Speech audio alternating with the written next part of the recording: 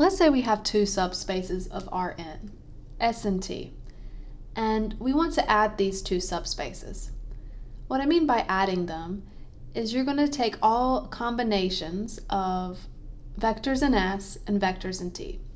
So this is the set of all lowercase s plus lowercase t, where lowercase s is in the subspace capital S and lowercase t is in the subspace capital T. This is what we call a sum of subspaces. Let's look at a quick example. So let's say our vector space is R4, and we have S as the span of these two vectors. So this is E1 and E2. And let's let T be the span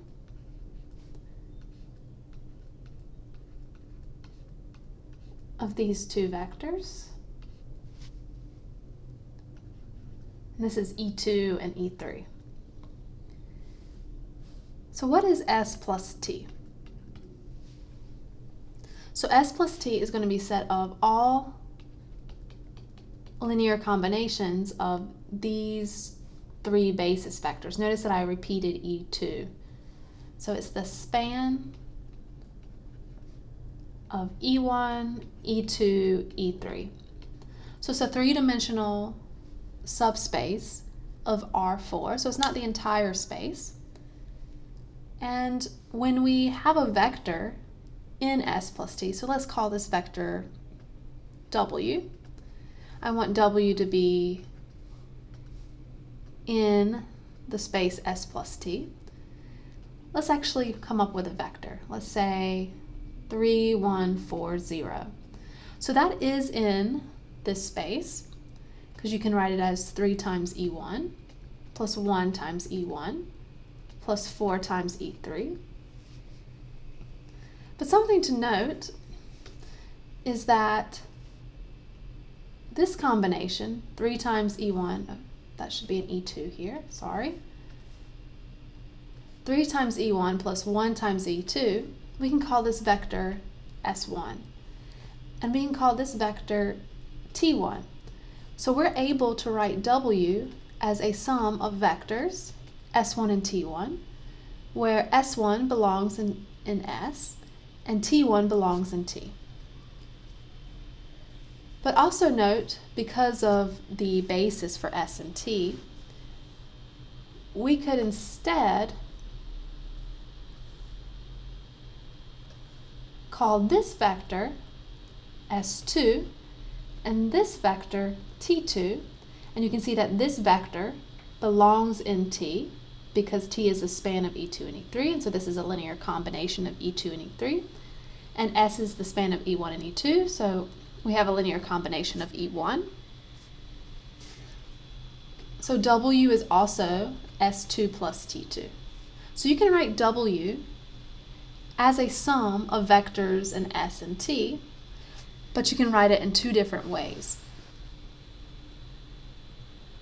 What we're going to talk about is a direct sum of subspaces, and that involves subspaces being orthogonal. So let's say you have S and T, and these subspaces are orthogonal. Then when we add the two subspaces together, so S plus T, this is going to be the same thing. Let me erase this. It's going to be the set of all vectors in S plus T. So just like I wrote here, all the S plus T, such that S belongs to capital S and T belongs to capital T. But we're going to put a little circle around this sum here. And this is going to be called the direct sum. So the direct sum of subspaces S and T.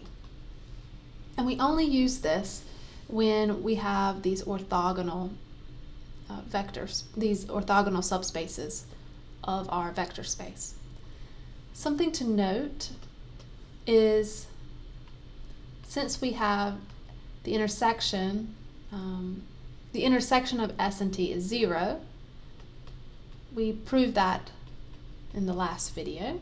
So when you have two orthogonal subspaces, you get the intersection as 0. The nice thing about the direct sum, and the reason why we put this circle around it, is because if these two spaces are orthogonal, then any vector in S plus T, like how we did here when we wrote a W is a vector in S plus T, W can only be written one way. You're not going to have this, you see how I had an S1 plus T1 and an S2 plus T2? This doesn't happen. It's always going to be a unique way of writing W in terms of a vector from S and a vector from T. And I wrote that property right here. A direct sum has a special property. For S and T that are subspaces, and S is orthogonal to T, W, which we're calling this subspace, that is the direct sum of S with T, if we let W be this space, then every vector inside W can be written as W is equal to S1 plus T1, where S1 belongs to S, T1 belongs to T, and S1 and T1 are unique. So there's only one way to do this. Let's prove this, and let's also look at an example. So for example, let's say we had R4 again, and for S we have the span 1, 0, 0, 0, 0, 1, 0, 0, and T is going to be the span of 0, 0, 1, 0. Now these two spaces are orthogonal. You can take any linear combination of these vectors and take the inner product with a linear combination of this vector, and you see how we have zeros that correspond to these entries here. And for this entry, we have 0, so S is going to be perpendicular to T. And we know that the intersection, because they're perpendicular, is 0, but you can see that as well. If we let W be equal to 3, 1, 4, 0, well, this is going to be 3 times E1 plus 1 times E2 plus 4 times E3.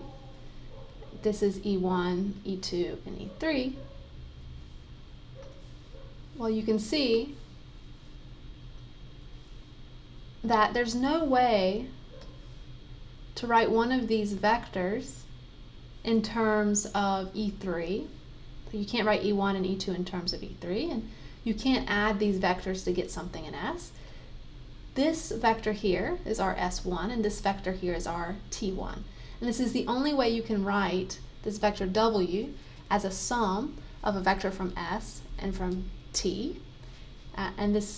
So S1 would have to be 3 times E1 plus 1 times E2, and T1 would have to be 4 times E3. So you can't come up with an S2 and a T2. Okay, so let's erase that example, and let's try to prove this not just for that example, but for any subspaces of Rn. See if we can do that. So we have that S and T are subspaces of Rn, and S is orthogonal to T. And we want to show that for W in capital W, which is the direct sum of S and T, that W is equal to S1 plus T1, where S1 and T1 are unique. How are we going to prove this? Well, we're going to prove it by contradiction. Oh, I didn't spell that right.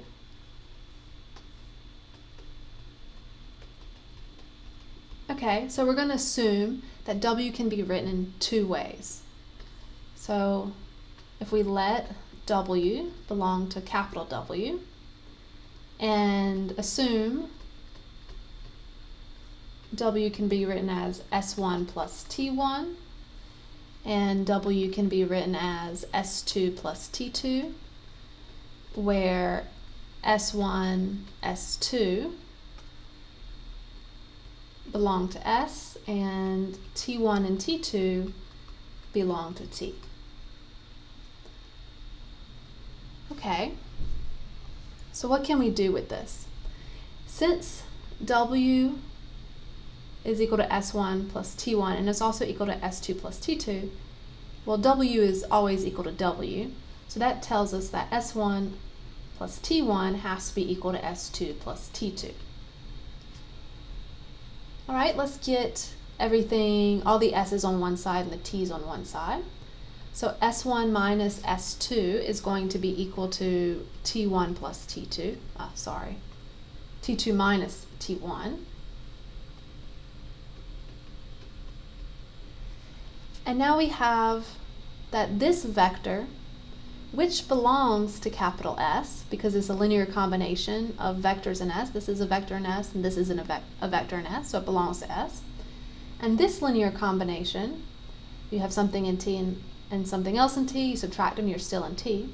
So you have a vector that's in S that's equal to a vector in T. And we know that the intersection of these two spaces is 0. So if you have a vector that's in S that's also in T, then it has to be 0, which tells us that S1 minus S2 has to be 0, and T2 minus T1 has to be 0. So S1 is equal to S2, and T2 is equal to T1. So indeed, S1 plus T1 is unique.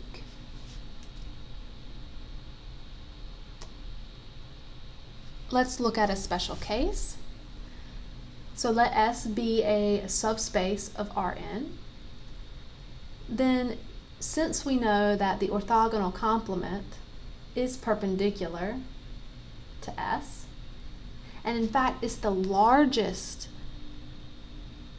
subspace that is orthogonal to S, S plus the orthogonal complement is actually all of Rn. That's really important. It makes sense. If you say the word complement, if you remember from any class you've had with set theory, a space and you union its complement, you would get the entire universe that you're looking in. So it's the same thing here. You're taking a subspace and you're adding to it, it's like the union with its complement, you get everything, which is Rn. And this proof is in the book if you're interested in seeing how that is proved.